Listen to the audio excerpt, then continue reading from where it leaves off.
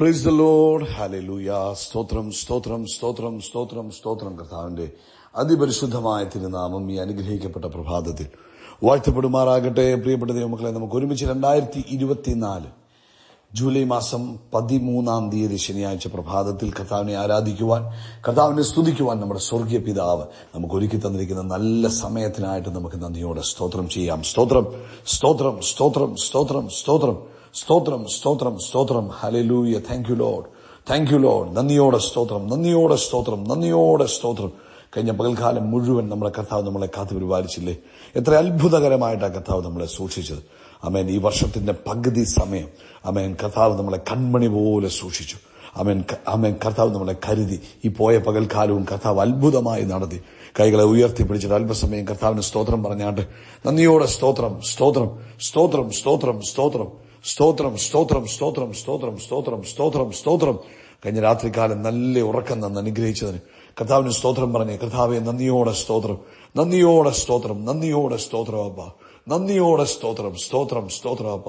ആരോഗ്യത്തോടെ സൗഖ്യത്തോടെ എഴുന്നേൽപ്പിച്ചതിന് കർത്താവിന് സ്തോത്രം. ഞാൻ കിടന്നുറങ്ങി, കർത്താവ് എന്നെ താങ്ങുകയാൽ ഞാൻ ഉണർന്നു വിളിക്കുന്നു. അതെ, കർത്താവിന്റെ കൃപയായി ഇന്ന് എഴുന്നേറ്റത്. അതിന് സ്തോത്രം സ്തോത്രം സ്തോത്രം സ്തോത്രം സ്തോത്രം സ്തോത്രം. കർത്താവെ, നന്ദിയോടെ സ്തോത്രം, നന്ദി നിറഞ്ഞ ഹൃദയത്തോടെ സ്തോത്രം ചെയ്യുന്ന കർത്താവെ, ഈ പകൽക്കാലം അങ്ങ് ഞങ്ങളെ അത്ഭുതമായി നടത്തുന്ന അങ്ങനെ വൻ കൃപകൾക്കായിട്ട് സ്തോത്രം ചെയ്യുന്നു.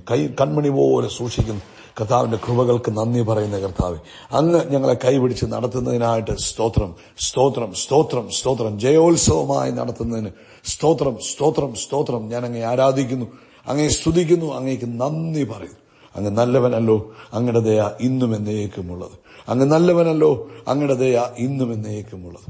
അങ്ങ് നല്ലവനല്ലോ, അങ്ങയുടെ ദയ ഇന്നും എന്നേക്കുമുള്ളത്. കർത്താവിന് മഹത്വം, കർത്താവിന് മഹത്വം. Thank you Lord, thank you Jesus, thank you Jesus. സങ്കീർത്തനക്കാരൻ പറയുന്നു, ആമേൻ, 7-ാം സങ്കീർത്തനം അതിന്റെ 17-ാമത്തെ ഭാഗത്ത്, ഞാൻ യഹോവയായ കർത്താവിന്റെ നീതിക്ക് തക്കോണം സ്തുതിക്കും, അത്യുന്നതനായ യഹോവയുടെ നാമത്തിന് സ്തോത്രം പാടും. ആമേൻ. ഈ പ്രഭാതത്തിൽ നമുക്കും പാടാം, യഹോവ നല്ലവനല്ലോ, അങ്ങയുടെ ദയ എന്നേക്കുമുള്ളത്. കൈകൾ ഉയർത്തി പറഞ്ഞ്, യഹോവ നല്ലവനല്ലോ, അങ്ങയുടെ ദയ എന്നേക്കുമുള്ളത്. ഒന്നുകൂടെ പറഞ്ഞ്, യഹോവ നല്ലവനല്ലോ, അങ്ങയുടെ ദയ ഇന്നും എന്നേക്കുമുള്ളത്. നമുക്ക് ഒരുമിച്ച് പ്രാർത്ഥിക്കാം. എല്ലാവരും കണ്ണുകൾ അടച്ചാട്ടെ.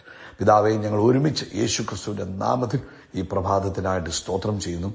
ഈ കർത്താവായ യേശുക്രിസ്തുവിന്റെ നാമത്തിൽ ഞങ്ങൾ ഈ ദിവസത്തെ അനുഗ്രഹിക്കുന്നു. ജൂലൈ മാസം ആമേൻ 13 ഏറ്റവും അനുഗ്രഹിക്കപ്പെട്ട ദിവസമായി മാറട്ടെ, ഏറ്റവും സന്തോഷം തരുന്ന ദിവസമായി മാറട്ടെ. കർത്താവിന് ഞങ്ങളെക്കുറിച്ചുള്ള പദ്ധതികൾ ഇന്ന് നടപ്പിലാകുന്ന ദിവസമായി മാറട്ടെ. അങ്ങയുടെ പ്ലാനുകൾ പ്രകാരം ആയിരിക്കാൻ ഇന്നത്തെ പകൽക്കാലം കർത്താവ് ഞങ്ങൾക്ക് കൃപ നൽകുന്നതിനായിട്ട് സ്തോത്രം. രോഗികൾ ഇന്ന് പകൽക്കാലം അത്ഭുതകരമായി സൗഖ്യം പ്രാപിക്കട്ടെ, പൂർണ്ണ സൗഖ്യത്തിലേക്ക് ആമേൻ. രോഗികൾ ഇന്ന് വരട്ടെ യേശുവിന്റെ നാമത്തിൽ. രോഗത്തിന്റെ അവസ്ഥകൾ മാറട്ടെ. രോഗം മാറി മാറി രോഗത്താൽ ബുദ്ധിമുട്ടുന്നവർ, കയ്യിലുള്ള പൈസ മുഴുവൻ ഹോസ്പിറ്റലുകളിൽ ചിലവാക്കിക്കൊണ്ടിരിക്കുന്നവർ, ഇന്ന് യേശുവിൻ നാമത്തിൽ അത്ഭുതകരമായ സൗഖ്യം നടക്കട്ടെ. ആമേൻ. കുടുംബത്തിനകത്തുനിന്ന്, ഭവനങ്ങൾക്ക് അകത്തുനിന്ന് രോഗത്തിന്റെ അവസ്ഥകൾ വിട്ടുമാറി സ്വസ്ഥതയുടെ അനുഭവങ്ങൾ എല്ലാ ഭവനങ്ങളിലും ഉണ്ടാകട്ടെ. ആമേൻ. ശാരീരികമായ ഒരു സ്വസ്ഥത ഇന്ന് പകൽ യേശുവിൻ നാമത്തിൽ ഞങ്ങൾ കൽപ്പിക്കുന്നു. ഇന്ന് വിശ്വസിക്കുന്നവർക്ക് വേണ്ടി അത് വ്യാപരിക്കുന്നതിന് സ്തോത്രം ചെയ്യുന്നു. അതുപോലെ കർത്താവെ, മറ്റ് പ്രയാസങ്ങൾ, ഭാരങ്ങളൊക്കെ കഴിഞ്ഞു പോകുന്നവരുണ്ട്, പല വിധത്തിലുള്ള ബുദ്ധിമുട്ടുകളിലൂടെ പോകുന്നവരുണ്ട്. ഞങ്ങൾ അവർക്കായിട്ട് പ്രാർത്ഥിക്കുക.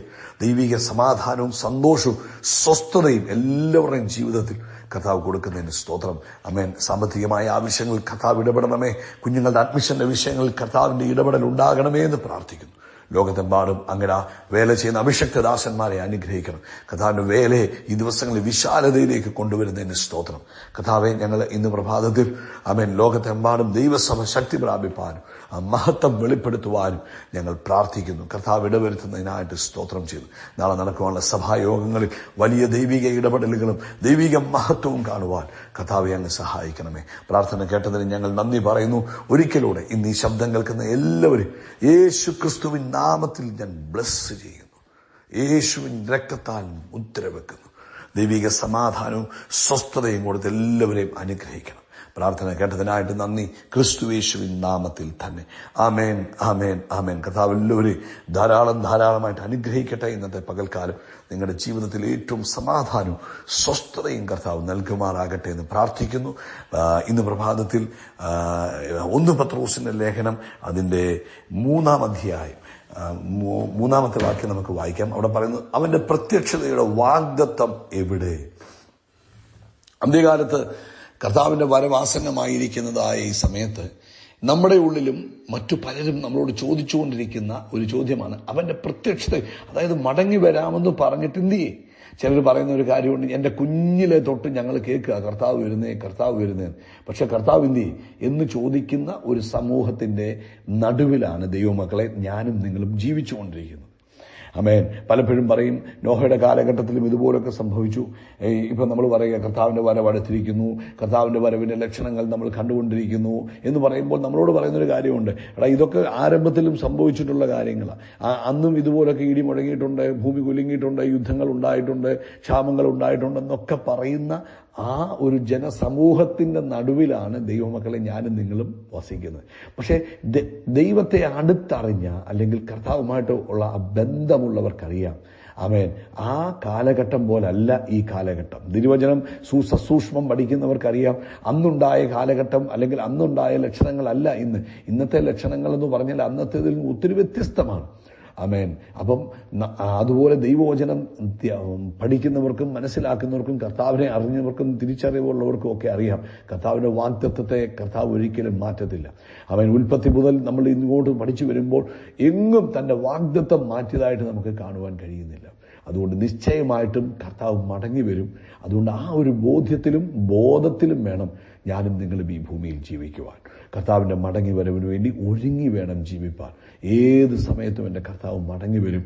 ആ മടങ്ങി വരവെങ്കിൽ ഞാൻ എടുക്കപ്പെടുവാനുള്ളതാണ് എന്നുള്ള ആ വലിയ ബോധത്തോടുകൂടെ വേണം നമ്മൾ ഈ ഭൂമിയിൽ ജീവിക്കേണ്ടത് കേട്ടോ. കർത്താവ് അതിനുവേണ്ടി എന്നെയും നിങ്ങളെ ഒരുക്കട്ടെ. ആമേൻ. വെളിപ്പാട് പുസ്തകം 22-ാം അധ്യായത്തിൽ നമ്മൾ വായിക്കുമ്പോൾ ആ വേദപുസ്തകത്തിന്റെ അവസാനത്തെ അധ്യായത്തിൽ എത്ര പ്രാവശ്യമാണ് പറഞ്ഞത്? ആമേൻ. 7-ാം വാക്യത്തിൽ പറഞ്ഞു, ഇതാ ഞാൻ വേഗം വരുന്നു. അതാ കർത്താവ് പറയാ, ഇതാ ഞാൻ വേഗം വരുന്നു. ഈ പുസ്തകത്തിലെ പ്രവചനം അല്ലെങ്കിൽ പ്രമാണിക്കുന്നവൻ ഭാഗ്യവാൻ എന്ന് പറഞ്ഞ് അനുഗ്രഹിക്കപ്പെട്ടു. അതുകൊണ്ട് തിരുവെഴുത്തുകളിൽ എന്തു പറഞ്ഞിരിക്കുന്നു അതനുസരിച്ച് അങ്ങ് ജീവിക്കുക. മടങ്ങി വരാമെന്ന് പറഞ്ഞവൻ മടങ്ങി വരിക തന്നെ ചെയ്യും. അതിന് യാതൊരു സംശയവുമില്ല. നിങ്ങൾ ആരുമായിക്കോട്ടെ, എന്തുമായിക്കോട്ടെ, എങ്ങനെയുള്ള ആളുമായിക്കോട്ടെ, ദൈവവചനപ്രകാരം ജീവിക്കുക. കർത്താവിന്റെ വരവിന് വേണ്ടി കാത്തിരിക്കുക. ദിവസവും നിങ്ങൾ മറ്റുള്ളവരോട് കർത്താവിന്റെ വരവിനെ കുറിച്ച് പറയുക. നിങ്ങളുടെ കുടുംബാംഗങ്ങളോട് പറയുക, നിങ്ങളുടെ കുഞ്ഞുങ്ങളോട് പറയുക, യേശു മടങ്ങി വരും. എല്ലാവരും ഇപ്പൊ ഈ ലോകത്തിൽ ഈ പറഞ്ഞ പോലെ ടെക്നോളജികൾ ഡെവലപ്പായി, ഈ ലോകത്തിൽ ബുദ്ധി വർദ്ധിച്ചു. നമുക്കെല്ലാം അറിയാമല്ലോ. സമൂഹം എന്നാ പറയുന്നത് എല്ലാം മാറി മറിഞ്ഞു നിൽക്കുന്ന ഈ കാലഘട്ടത്തിൽ കർത്താവിന്റെ വരവിന്റെ ഒരു ലക്ഷണമാണ് ഈ ബുദ്ധി വർദ്ധിക്കുക എന്ന് പറയുന്നത്. അന്ത്യകാലത്തിന്റെ ഒരു ലക്ഷണമാണ്. ഓക്കെ, ഇതെല്ലാം നിൽക്കുമ്പോൾ നമുക്കിതൊക്കെ അങ്ങോട്ട് വിശ്വസിക്കാൻ പ്രയാസമാകുന്ന ഒരു ജനറേഷന്റെ നടുവിലാണ്. അപ്പൊ നമ്മൾ നമ്മുടെ കുഞ്ഞുങ്ങളോടും പറഞ്ഞു കൊടുക്കണം കർത്താവ് മടങ്ങി വരും. ഭാര്യ ഭർത്താവിനോട് പറയണം, ഭാര്യയോട് പറയണം കർത്താവ് മടങ്ങി വരാറായി. നമ്മുടെ വായിൽ നിന്നും ആ ശബ്ദം തന്നെ മുഴങ്ങട്ടെ, കർത്താവ് മടങ്ങി വരാറായി. അതിന്റെ 12-ാമത്തെ വാക്യത്തിലും പറഞ്ഞു, ഇതാ ഞാൻ വേഗം വരുന്നു, അവനവന്റെ പ്രവൃത്തിക്ക് തക്കവണ്ണം കൊടുപ്പാൻ പ്രതിഫലം എന്റെ പക്കലുണ്ട്. കർത്താവ് വരുന്നത് നാം ഈ ഭൂമിയിൽ കർത്താവിന് വേണ്ടി നിന്നതിന് പ്രതിഫലം തരുവാനായിട്ടാണ് കർത്താവ് വരുന്നത്. അതുകൊണ്ട് എന്നെ കേൾക്കുന്ന ഓരോ ദൈവമക്കളും, നിങ്ങൾ ഈ പ്രഭാതത്തിൽ ഈ സന്ദേശം നിങ്ങൾ സ്ഥിരമായി കേൾക്കുന്നവരാണെന്ന് എനിക്കറിയാം. നിങ്ങൾ ഒരാൾ പോലും അവന്റെ വരവിങ്കിൽ കൈവിടപ്പെട്ടു പോകരുത്.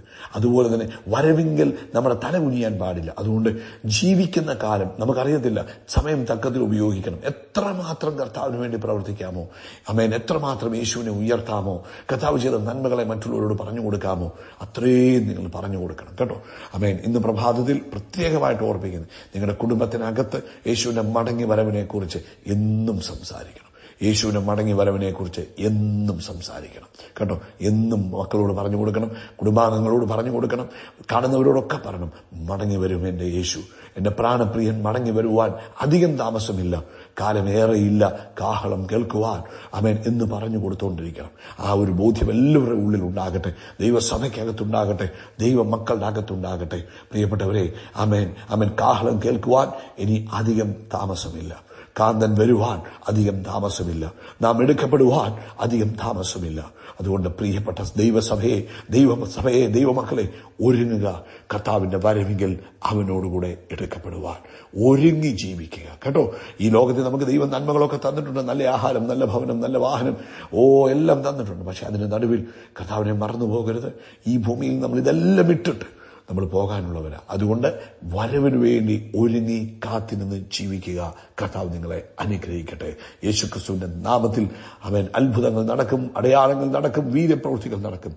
നമ്മളൊരു അത്ഭുതമായി മാറും. We are blessed. We are really blessed. We are permanently blessed and highly favored. നിങ്ങൾ ഏത് പൊസിഷനിൽ ഇരിക്കുന്ന വ്യക്തിയായാലും, എത്ര വലിയ ധനവാനായാലും, ബി കെയർഫുൾ. യേശുവിന്റെ മടങ്ങി വരവ് അടുത്തിരിക്കുന്നു. ഒരുങ്ങി കാത്ത് ജീവിക്കുക. കർത്താവ് അനുഗ്രഹിക്കട്ടെ.